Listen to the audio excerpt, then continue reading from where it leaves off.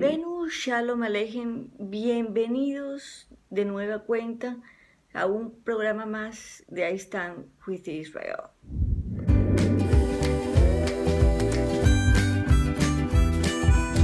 Y en el marco de la Segunda Guerra Mundial sucedieron muchísimas historias.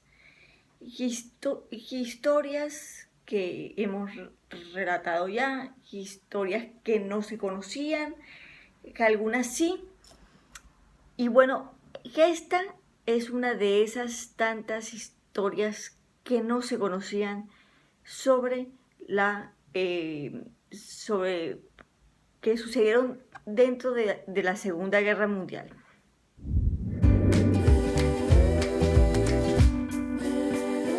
Antes de iniciar con mi relato, es preciso ahondar un poquito en la historia de los judíos en Polonia. La historia de los judíos en Polonia tiene aproximadamente 1000 años. De acuerdo con Bronislaw Komorowski, no hay historia de los judíos en Polonia y no hay historia de Polonia sin los judíos. Komorowski fue presidente de Polonia y él dijo esto, y de verdad que yo tengo unas anotaciones sobre la historia de los judíos en Polonia, y ciertamente su historia es bastante extensa de acuerdo con las notas que yo tengo. La historia de Polonia se divide en un antes y en un después de la llegada de los judíos. Remontémonos en el año 1096, durante los tiempos del rey Boleslao III, que en aquella época los judíos huían de los árabes, que esto se le llamó la cruzada, que fue el enfrentamiento entre árabes y entre la iglesia católica. Hay un dicho muy popular dentro del judaísmo que dice: estamos entre moros y cristianos. O sea, es como decir, estamos entre la espada y la pared. Y la llegada de los judíos a Polonia se ubica que en esta época, en la época de las cruzadas.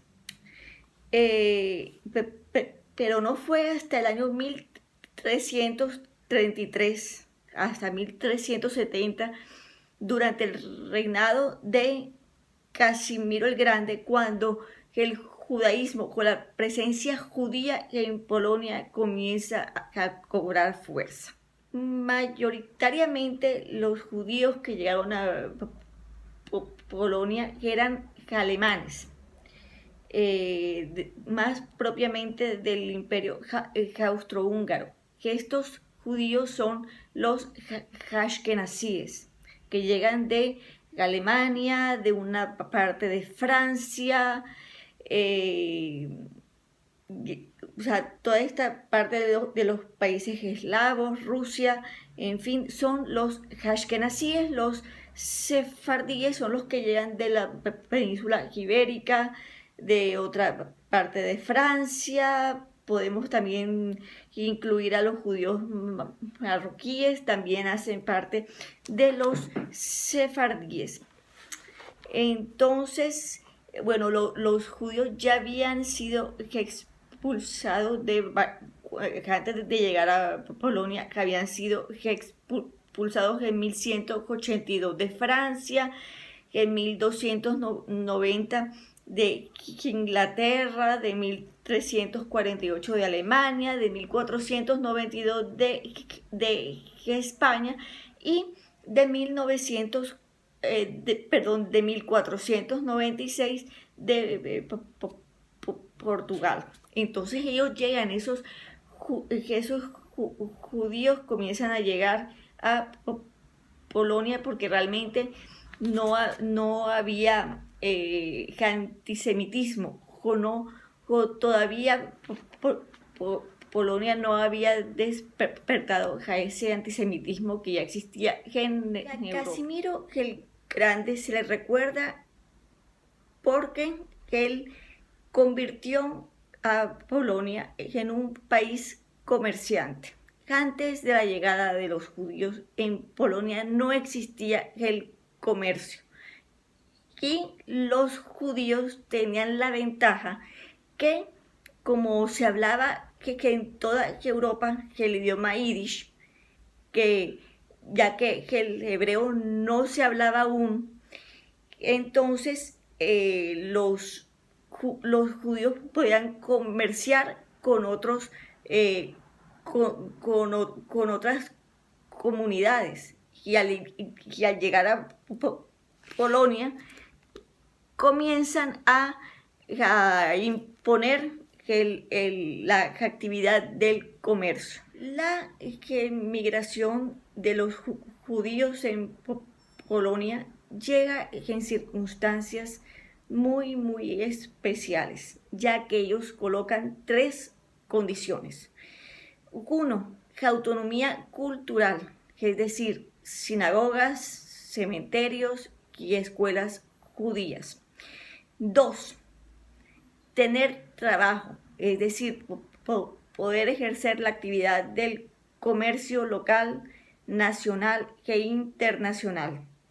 Es aquí que en este punto, en esta condición, donde comienza a nacer el antisemitismo en Polonia. Y tercera condición, la protección del rey, tanto a las personas como a las instituciones. Entonces se crean aldeas llamadas Shtetl, en yiddish. Un ejemplo de estas aldeas judías o los Shtetl es en la película El violinista en el tejado.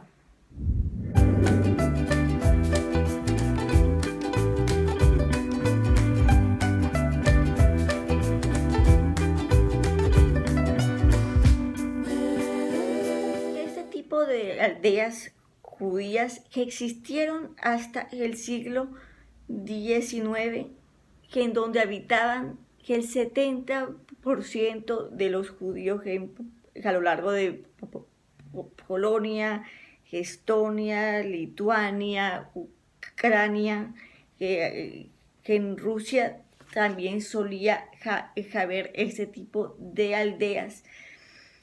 Los judíos también llegaron a las grandes ciudades como Cracovia y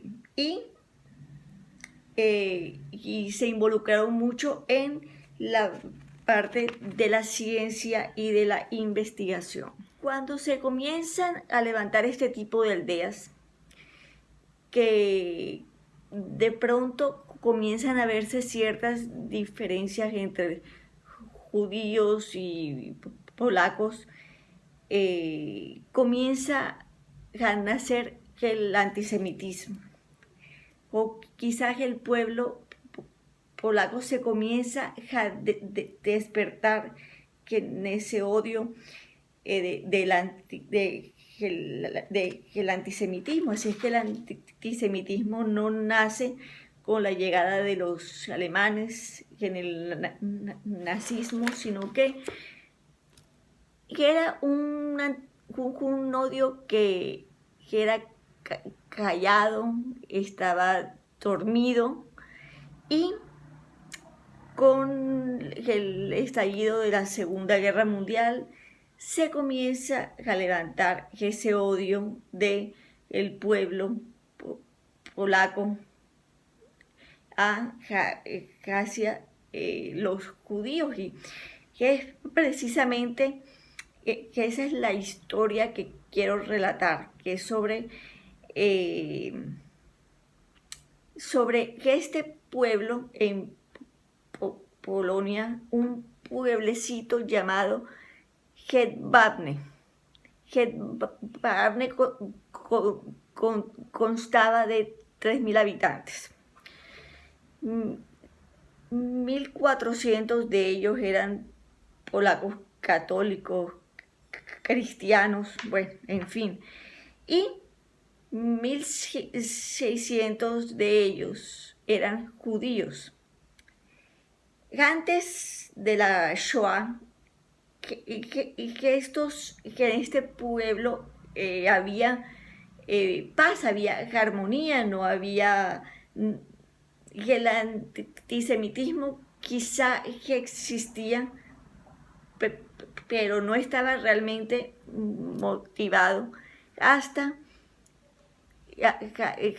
que entrados la década de los 40.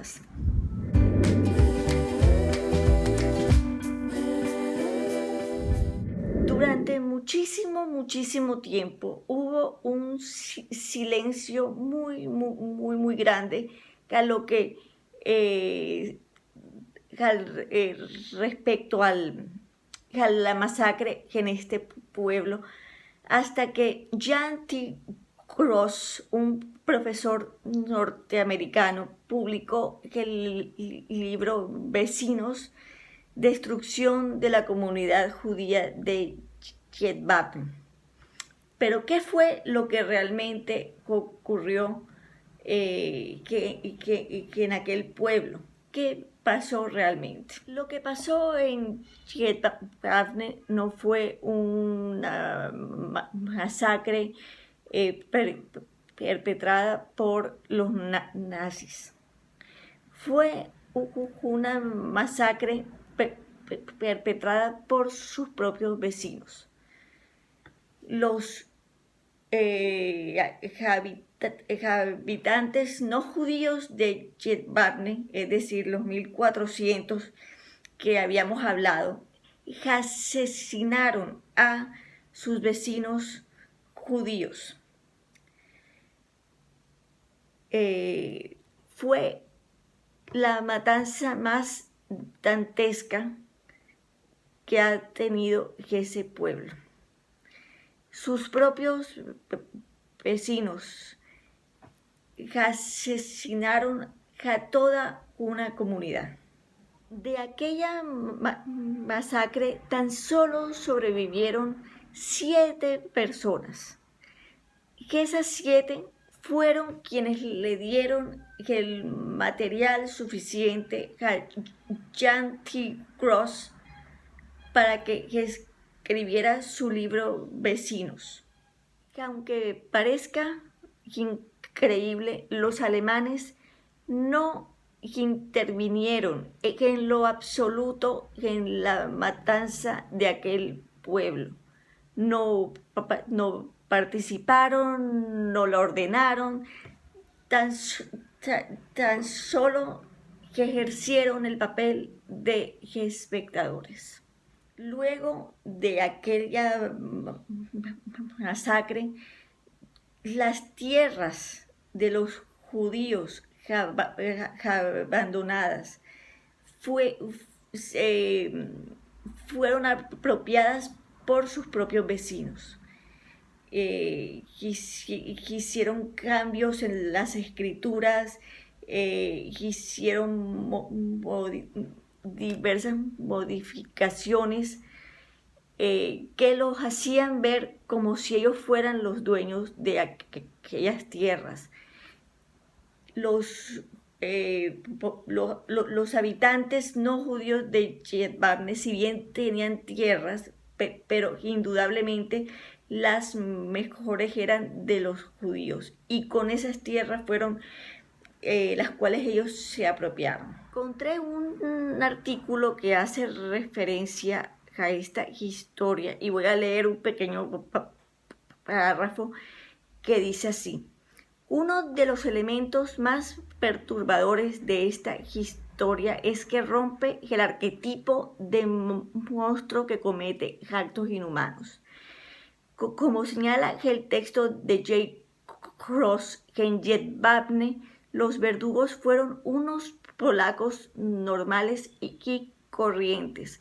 Eran hombres y mujeres de todas las edades y de las profesiones más diversas, buenos ciudadanos, y los que vieron, y lo que vieron los judíos para mayor espanto y desconcierto, lo último que alcanzaron a ver fueron solo rostros familiares.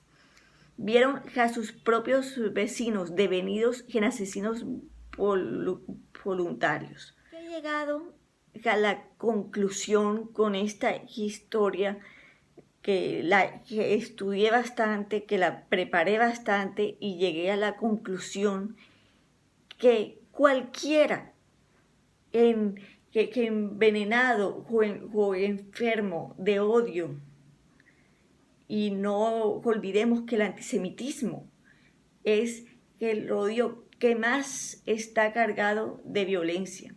Una persona enferma de antisemitismo, de xenofobia, de misoginia, una persona aparentemente cuerda, aparentemente normal, puede desarrollar de un momento a otro, y esta historia lo señala así: instintos asesinos.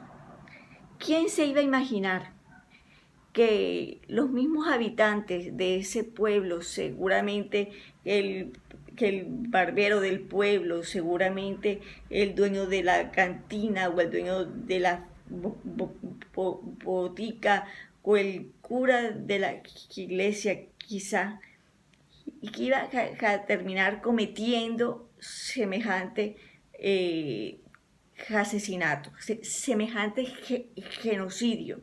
Cuando yo elegí el título de este programa, Los monstruos sí existen, leí en algún sitio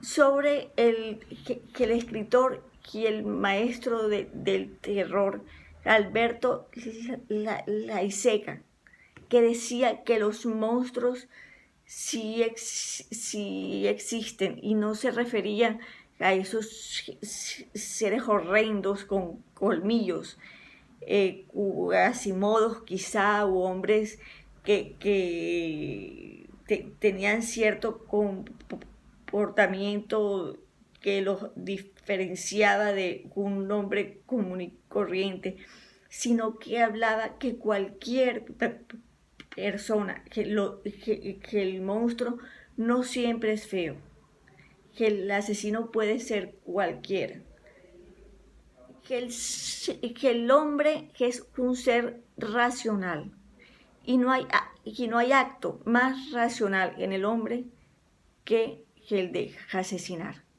Asesinar no es un acto irracional. Asesinar es un acto racional, porque los seres humanos somos seres racionales. Entonces, yo quise narrar esta historia porque de verdad que me llamó muchísimo la atención, más allá de la historia, porque te muestra que detrás de un rostro normal puede existir un monstruo. No hace falta que sea feo, no hace falta que tenga ciertas características que difieran del común denominador de lo que es el hombre. Basta con que mate para que sea un monstruo. Bueno, de esta forma llegamos al final de este programa. High Stand With Israel.